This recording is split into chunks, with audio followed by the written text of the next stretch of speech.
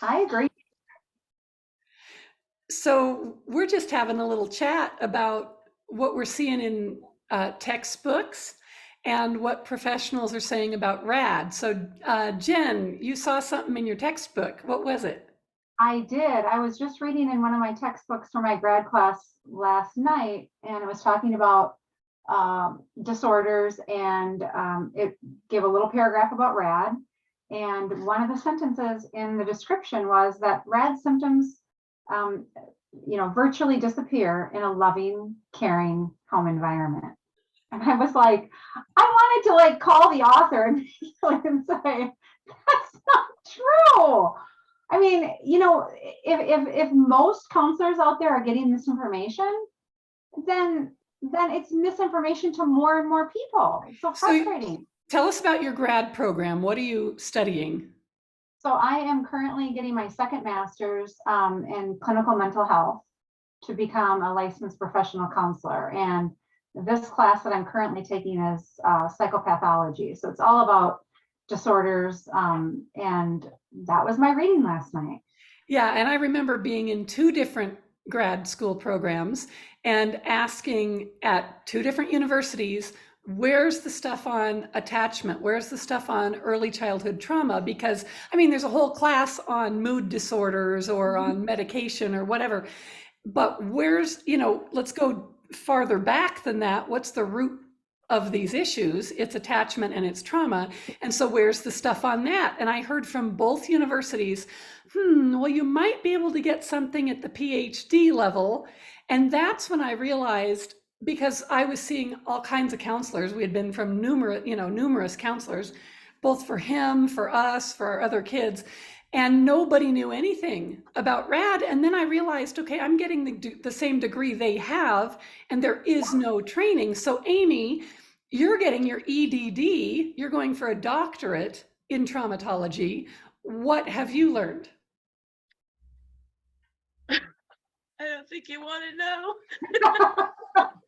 Give us a brief glimpse. Just, you mean just specifically about like what's in the textbooks? Like, yeah, it's not the whole truth. It's not the truth, the whole truth, and nothing but the truth. It's the truth is subverted in these textbooks the same as it is what we're seeing in our culture at large. There are places that we haven't been told the truth. And I don't know how much we want to say like this, but let's keep it to RAD. But yeah, it's the same in the mental health industry, you guys. It's the same. Yeah. Well, I mean, yeah, go ahead, Jen. Literally, the information that I was reading in the trauma-related disorders, there was a paragraph about that big on RAD and about that big on attachment disorder. I mean, you could have had an entire chapter. Yeah, and when you look at the DSM and how and where it fits in there, and then when you understand that van der Kolk was kept out of the DSM in his research on for developmental developmental trauma disorder, right? That's what. Yeah, and they kept him out. Well, when you start to look at who's running these peer-reviewed journals, who's looking at this stuff, it's all connected, and you follow the money. Yeah. So all of this stuff, it's really, I really feel like the Lord has opened our eyes through these experiences, you guys, because we're going to bring the truth, because we have lived it. And now we're putting the pieces together of our lives, of our stories, and of like what just happened here, with our education. Yeah.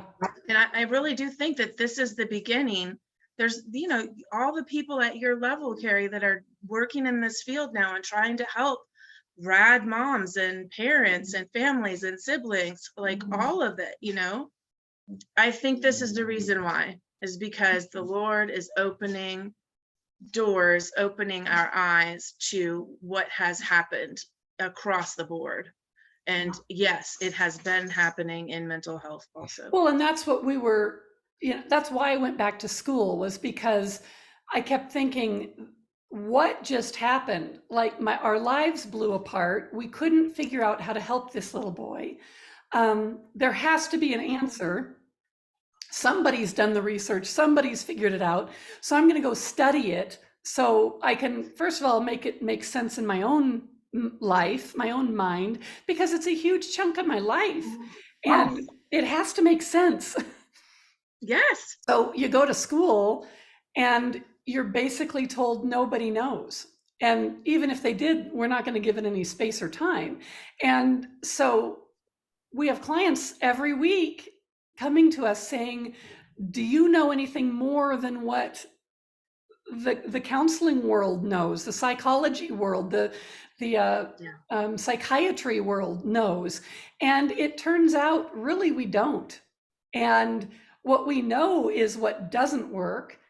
And what we know is all these theoretical, this parenting idiom or this, therapeutic parenting model or whatever. We get all of the parents who have done that, tried that, had the training, gone through all of this, and they're not faring a whole lot better than we did. And sometimes clients come to us and they want help with parenting their child. And I always say, if I had figured that piece out, our son would still be with us. I never figured that piece out, and I haven't found anybody yet who's figured that piece out. Yeah, go ahead. You know who I think's doing good work in that area is Robin Goebel. That's awesome. She's doing really good work in the area of recognizing the nervous system issues behind the behavior. And so the need is coming from the nervous system being scattered and triggered. And of course, that's kind of, if you think about it from a baby's perspective, that is kind of what attachment is. It is the nervous system is, am I okay with this person? This person that's holding me, their nervous system's out of whack. So I'm not okay with this person, I'm gonna cry. So that first way that we feel safe with each other as infants is the nervous system. And so when you think about attachment in that way, and you think about behaviors from that perspective, it starts to make a lot more sense. The problem for us is that, when child is triggered and we're triggered because we've got our stuff from our history that's still stored in us, that's unprocessed, which this gets into a whole new thing of the issues with adoption agencies and why the social workers are not really looking at the trauma histories of these adoptive parents. Because girl, my story was in mine. Like I wasn't keeping secrets, like it was out there. And she just looked at me and like this.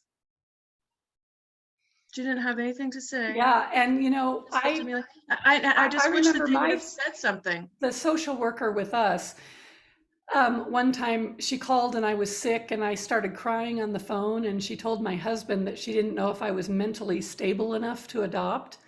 And I remember thinking later, well, first of all, that was kind of insulting, but second of all, I thought, what if I really wasn't? And what did you do? What did you do to help me explore that? You just make this inflammatory statement and then walk away and then proceed with the adoption anyway. I mean, if you really thought I wasn't stable enough to do it, then you should have been saying, you know what, we need to take 6 months or a year and get you in some trauma therapy to help you uncover some stuff. How about you, Jen? Did anybody go down that line with you? I think that when we reached out to our social worker toward the end and we were inquiring about dissolving, she gave us a guilt trip.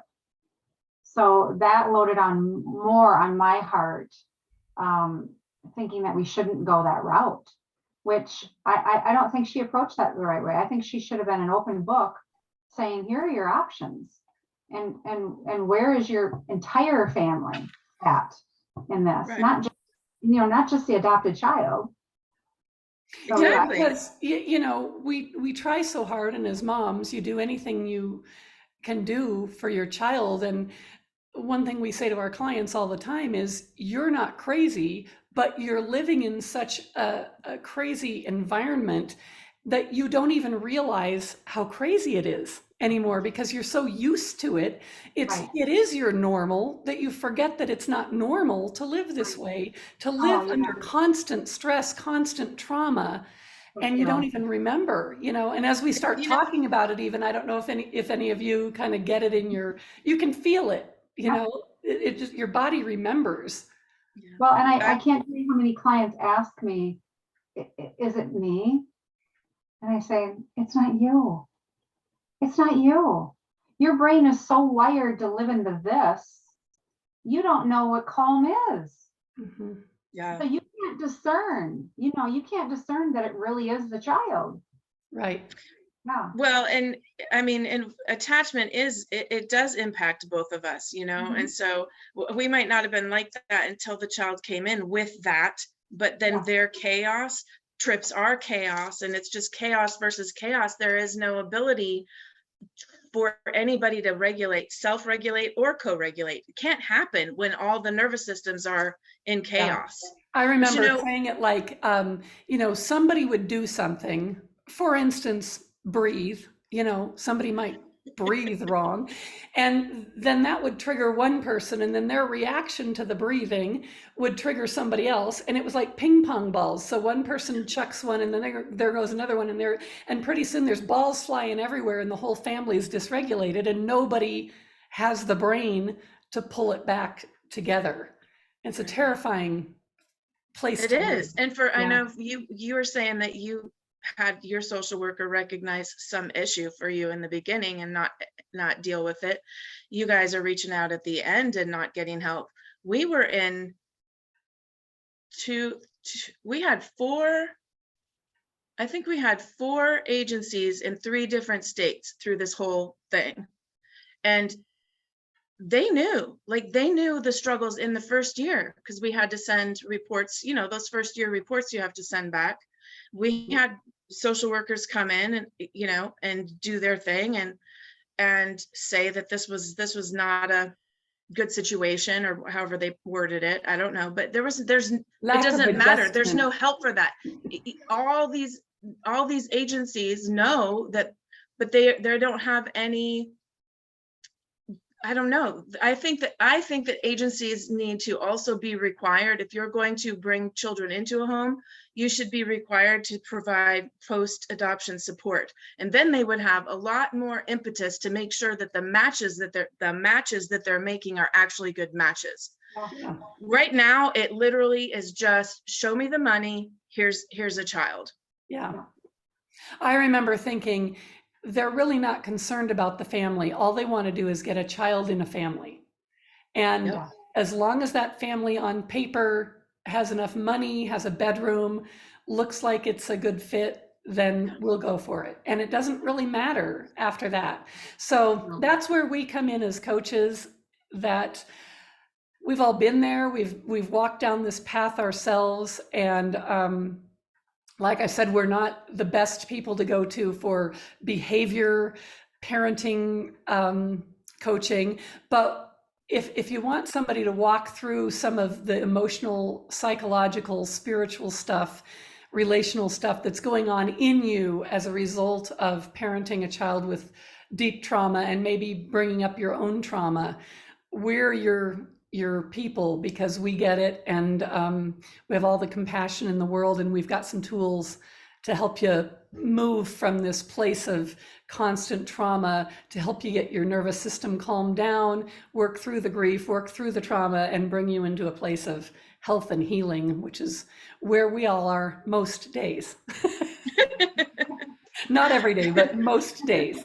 Humanity notwithstanding. That's right. That's right. Well, thanks you guys for this conversation, and we'll catch up again another day.